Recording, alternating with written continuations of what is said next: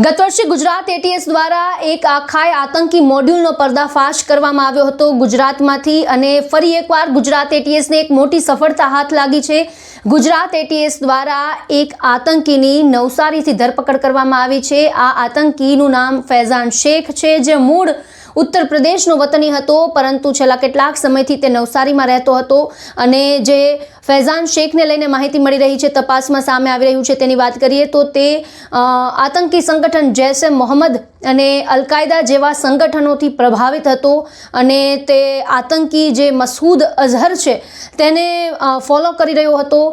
તેની પાસેથી હથિયારો પણ મળી આવ્યા છે અને સાથે સાથે તે કપડાં સીવીને આ હથિયારો લાવ્યો હોવાની પણ વાત છે તે સામે આવી રહી છે। ત્યારે ગુજરાત એટીએસે આ આતંકીની ધરપકડ કરી છે અને સાથે સાથે હજુ પણ આગામી સમયમાં વધુ કેટલીક માહિતી સામે આવી શકે છે।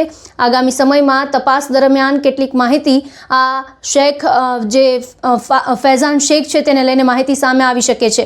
શું કહેવું છે ગુજરાત એટીએસનું આ સમગ્ર જે કઈ રીતે આ આતંકીને પકડ્યો હતો તેને લઈને?